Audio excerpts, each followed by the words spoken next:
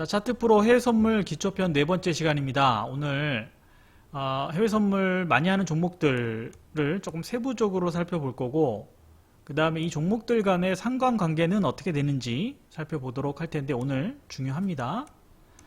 자, 제가 시작하기 전에 해외 선물 기초편 강의를 쭉 하고 있는데 이 목적이 뭐냐면, 또 계기가 어떻게 됐냐면, 제가 뭐 네이버나 구글이나 뭐 검색을 통해서, 또는 뭐 책을 통해서, 아니면 강의를 통해서 유튜브 이런 데 한번 다 뒤져봤는데 실제적으로 뭐 도움이 되는 그런 내용들이 많이 없더라고요. 그리고 우리가 필요한 거는 실전 매매하기 위해서 이제 기본적인 지식들이잖아요. 우리가 또 뭐 전문가 할 것도 아니고 뭐 책 쓸 것도 아니기 때문에 너무 깊게 들어갈 필요도 없고 너무 또 이론적인 얘기도 필요 없잖아요. 그래서 다 찾아봤는데 그렇게 진짜 초보자를 위한 그런 강의들이 많이 없어서 제가 좀 핵심적인 내용, 그리고 꼭 실전 매매에 있어서 필요한 그런 부분들을 좀 짧게 강의를 지금 만들고 있으니까 초보자분들은 분명히 도움 되실 거예요. 그러니까 처음부터 한번 쭉 따라오시면 분명히 도움이 되시리라 확신합니다. 자, 오늘 순서는 이렇게 됩니다. 통화선물, 우리 저번 시간에 다 했습니다. 통화선물이 뭐고 지수선물이 뭐고 쭉 이런 거에 대해서 좀 세부적으로 살펴볼 거고요. 그 다음에 이런 것들, 이제 통화선물의 이제 변동 요인, 어떤 요인에 의해서 가격이 변동하는지, 그 다음에 이런 상품들 간의 상관관계는 어떻게 되는지, 그 다음에 달러 지수 보는 곳은 어느 사이트에서 어떻게 봐야 되는지까지 한번 살펴보겠습니다. 자, 먼저 통화선물입니다. 통화선물. 자, 통화선물 뭐가 있죠? 대표적으로 매매하는 것들이 뭐 유로, 그 다음에 뭐 파운드, 뭐 여러 가지가 있지만 파운드도 있고 엔화, 뭐 호주 달러, 뭐 여러 가지가 있는데 대표적으로 이제 이런 것들이 있다고 보면, 유로 FX를 우리가 매매한다 그러면 유로화를 사는 게 아니죠. 자, 특정 국가의 통화를 사는 것이 아니라, 즉 파운드 매매한다 그러면 파운드를 사는 게 아니라 이 교환 비율을 사는 거예요. 이게 무슨 얘기냐? 밑에 보시면 이제 유로 FX의 이제 통화 쌍인데, 우리는 그 해당 국가의 통화를 사는 게 아니라 쌍을 매매하는 거예요. 그 쌍의 짝꿍은 누구냐면 달러예요. 기본이 항상 달러예요. 달러랑 짝을 이루고 있어요. 그래서 달러화 대비 유로화의 가치가 얼마냐? 이제 이거를 우리가 매매하는 거거든요. 그러니까 이건 이제 차트를 통해서 한번 살펴볼게요. 자, 이것도 엔화도 엔화 자체를 우리가 사는 게 아니라 달러화 대비 엔화의 가치가 얼마인지를 우리가 이제 맞추면서 매매를 하는 거거든요. 그러니까 항상 짝꿍이 달러라는 거를 기억하시고 이제 그래프 차트를 통해서 한번 살펴볼게요. 자, 이게 유로 FX 3월물인데, 자, 먼저 이 우측에 보시면 이제 가격이 숫자가 나와 있잖아요. 이게 의미하는 게 뭘까요? 이게 달러예요. 통화선물은 다 여기 표시가 돼 있는 게 대부분 달러라고 보시면 돼요. 달러. 자, 그러면 아까 통화 쌍을 매매한다고 그랬어요. 그러면 항상 이 두 가지를 우리가 나눠서 생각을 해봐야 돼요. 유로, 달러. 자, 이게 지금 1.09거든요. 1.09. 그러면 1.09 달러잖아요. 그러면 1유로당 이게 의미하는 게 이 교환 비율이 1.09 달러란 얘기예요. 1유로를 갖고 오면 1.09 달러를 준다는 얘기예요. 근데 이게 만약에 숫자가 이렇게 올라간다 생각하면, 즉 달러가 1.09에서 1.1이 된다, 1.10이 된다 그러면 유로화의 가치가 어떻게 되는 거죠? 유로화의 가치는 올라가는 거죠. 그리고 달러의 가치는 내려가는 거죠.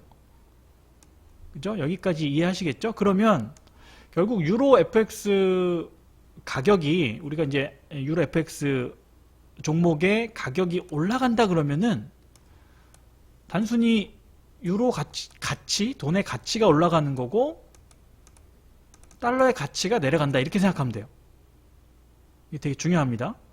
그러니까 통화 선물은 이 통화의 쌍을 매매하는 건데, 해당 만약에 유로 FX 차트가 올라간다 그러면 유로화의 가치가 올라가는 거고 달러의 가치는 내려가는 거다까지 생각을 하셔야 돼요.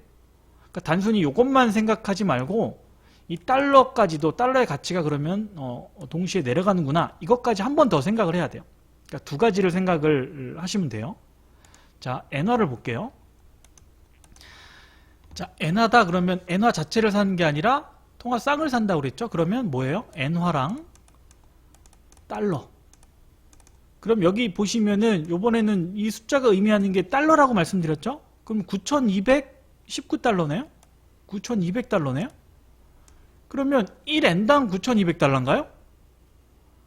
그게 아니라 우리 이제 환율 보면 N은 이제 100단인데 100엔에 지금 환율이 뭐 1,100원 정도 되죠? 즉 1엔이 아니라 원래 100엔으로 해야 되는데 100엔당 0. 지금 한 92 이게 이제 9,200이라는 얘기가 지금 100엔당 0.92달러라는 얘기거든요. 근데 얘네는 그냥 이거를 기준 단위를 100만 엔으로 보는 거예요. 100만 엔. 100만 엔. 그래서 이제 9,200달러로 표시되는 거예요.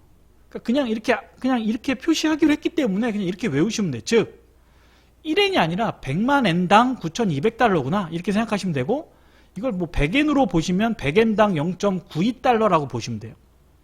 그러니까 쉽게 그냥 단위가 틀리구나. 아까는 1유로당이었는데 지금은 100만 엔당 9,200달러라고 보시면 돼요.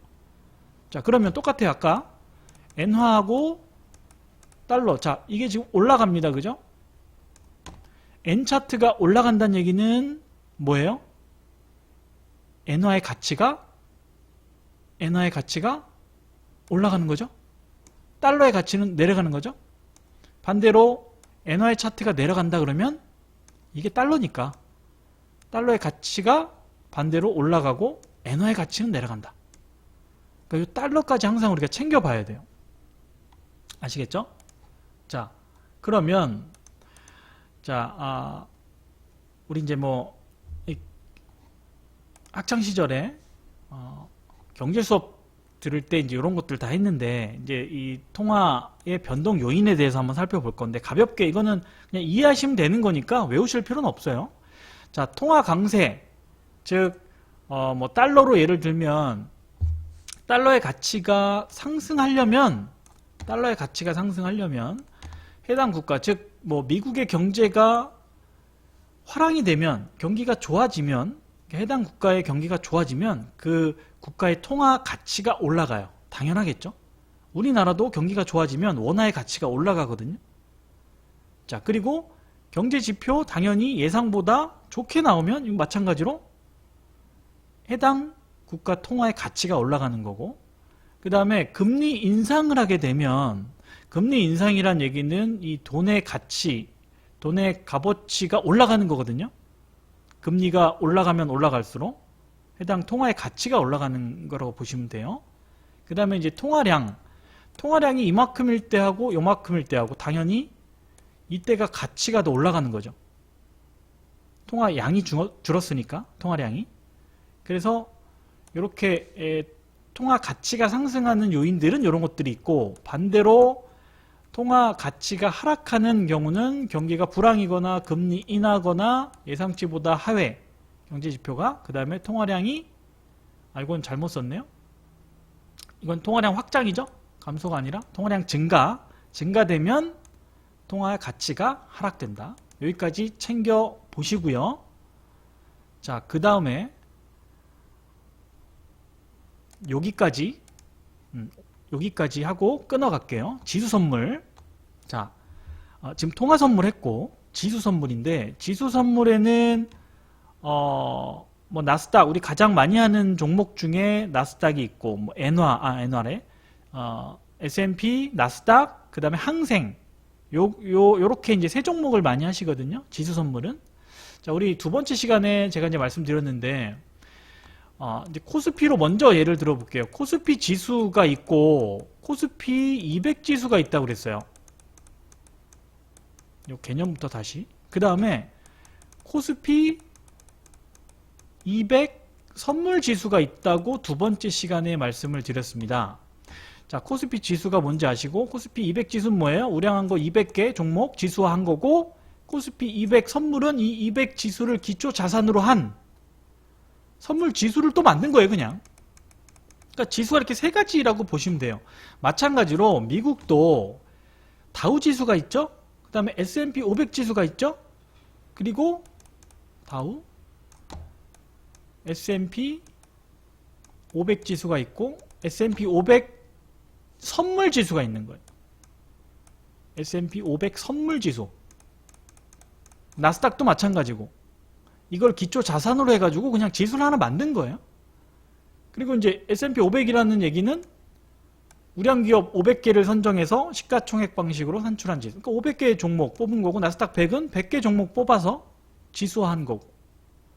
근데 자, 여기까지는 이해 가시죠? 근데 이제 이거를 얘기하려고 하는 건 아니고, 이거는 이제 여러분 뭐 금방 아실 수 있잖아요. 근데 여기 이제 나와 있는 이 미니, 뭐 마이크로, 요 개념에 대해서 한번 우리가 개념을 이해해 보려고 제가 이렇게 쭉 써놨는데, 자, 이 자는 뭐냐면, 그러니까 S&P가 우리 보통 이제 이미니 S&P 500, 그 다음에 마이크로 이미니 S&P 500 이렇게 이제 상장이 돼 있는데, 자, E라는 알파벳 E가 의미하는 거는 이제 전산장으로만 거래가 가능하다는 얘기고, 이 미니란 얘기는 여기 보시면, 자, 사이즈를 5분의 1로 줄인 거예요. 사이즈를 축소한 건데, 이 축소한 이유는 뭐예요? 우리 선물을 한계약하기 위해서, 저번 시간에 했죠. 한계약하기 위해서 돈이 많이 들어요. 그죠? 그러니까 접근성을 좀 용이하게 하기 위해서, 그리고 거래를 좀 늘리기 위해서 사이즈를 줄여 놓은 거예요. 그리고 마이크로는 요거를 또 10분의 1로 줄인 거예요. 우리 이제 뭐 주식 삼성전자도 이제 액면 분할한 그 목적이 뭐예요, 여러분? 거래 활성화잖아요. 거래 활성화. 그러니까 마찬가지로 얘네도 이렇게 사이즈를 축소함으로써 거래량도 증가하고 또 소액으로도 참여 가능할 수 있게끔 이렇게 미니하고 마이크로 이런 종목도 만들어 놓은 거예요. 그러니까 그렇게 이해하시면 된다. 그러니까 나스닥도 마찬가지죠. 이미니 5분의 1, 또 마이크로는 요거의 10분의 1 이렇게 보시면 된다. 그래도 요거 우리 저번 시간에 했는데 요게 보시면은 이 지수 선물 가격 곱하기 50달러 이렇게 돼 있잖아요. 이게 무슨 얘기라고 말씀을 드렸죠? 기억나시죠? 요 표 여기 보시면은 계약 단위가 이거란 말이에요. 계약 단위가. 그래서 요거를 계약 단위가 이제 50달러면 지수 곱하기 S&P 지수가 뭐 3000이다 그러면 3000 곱하기 50. 그러니까 한 계약을 하기 위해서 이 금액이 필요한데 이거를 또 위탁 증거금, 이 증권사에서 이 증거금이라는 제도를 이용해서 여러분들은 이제 소액으로 참여할 수 있게 해주는 거잖아요. 그러니까 거기까지 개념을 이해하시면 되고요. 그래서 이제 요 이미니, 마이크로 이미니 요 개념에 대해서 한번 우리가 이해를 하셔야 되고, 항생은 이제 마이크로는 없고 이제 미니 항생이 있습니다. 이건 이제 홍콩 달러고, 미니는 5분의 1, 마이크로는 10분의 1 이렇게 정리를 하면 됩니다. 자, 그리고 다음 시간에 이제 에너지 선물, 금속 선물, 그 다음에 이제 상관관계 여기까지 한번 하도록 할게요.